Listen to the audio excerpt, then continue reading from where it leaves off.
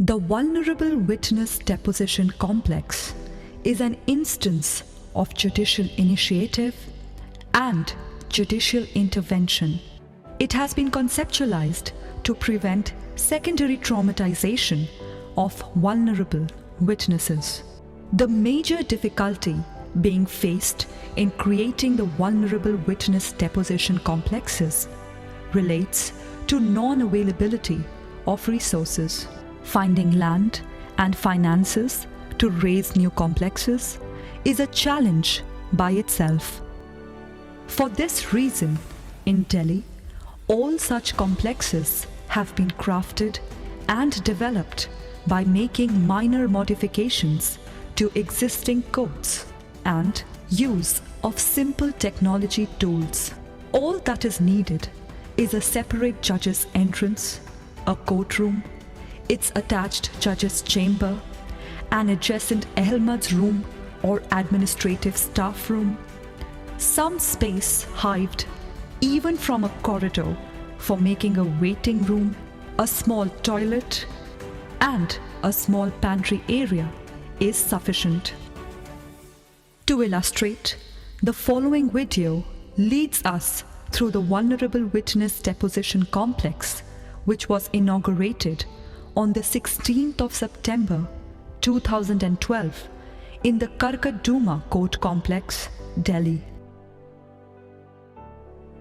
The complex allows for a separate entrance for the vulnerable witnesses through the judge's entrance, corridor, and elevator. This reduces the anxiety and shields the witnesses from contact with the accused, other litigants, lawyers, and the general public. A waiting room, pantry, and toilet have been crafted out of the corridor, which was available in close proximity to the courtroom. Arrangement has been made for a computer, intercom, table, and chair for the court supervisor. A relaxed environment has been created in this area.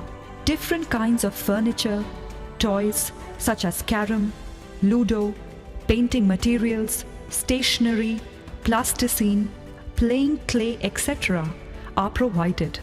A washroom is also made available to ensure the comfort of the witness. As children may be prone to suggestion, it is ensured that there are no pictures or photographs on the walls. The pantry supplies filtered drinking water, facilities for making tea and coffee, a fridge equipped with drinks and fruits and adequate dry snacks for those waiting. If the case spills over the lunchtime, food is made available from the canteen. The existing judge's chamber stands converted into the deposition room, which has to be very close to the waiting area. It also provides for a variety of seating choices to cater to the requirement of different age groups, just as in the waiting area. For instance, carpets and cushions have been placed for small children. The deposition room is equipped with a 360-degree camera, earphones for the support person, a non-obtrusive mic for the witness, and LED facilities for identification purposes. The victims are accompanied by a support person. In the attached courtroom, the judge takes the questions from the prosecution and the defense counsel. These are electronically conveyed by the judge to the support person, who is provided with earphones. These are put by the support person to the vulnerable witness, which are then answered by the victims and at the same time conveyed to the court using a mic and a 360-degree camera. They are viewed on the LED screen installed in the court. The entire deposition room and witnesses are thus fully visible and audible to those in the court throughout the proceedings.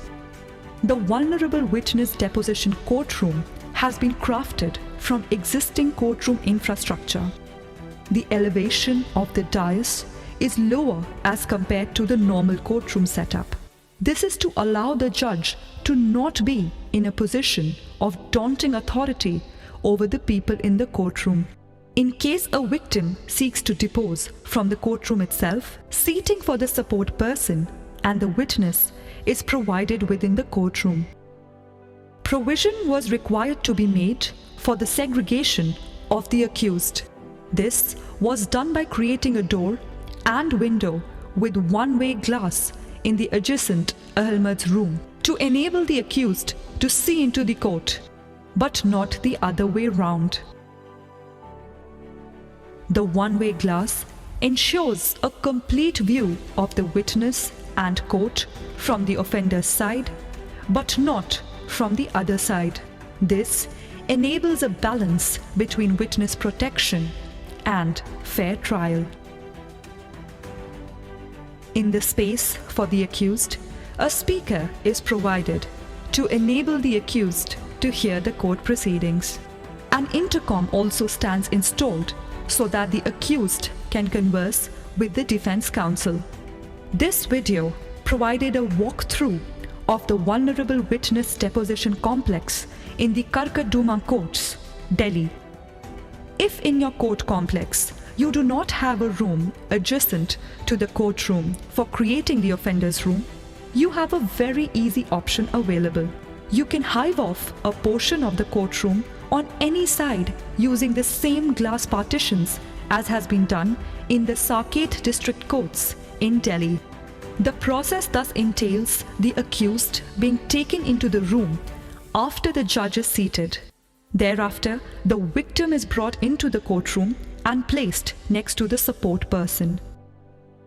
This facility should be in close proximity, rather in the same complex as the trial court. If this is not so, valuable judges' time shall be lost when they are required to go to another building for each vulnerable witness. In Delhi, the witnesses are being picked up by the person from their homes.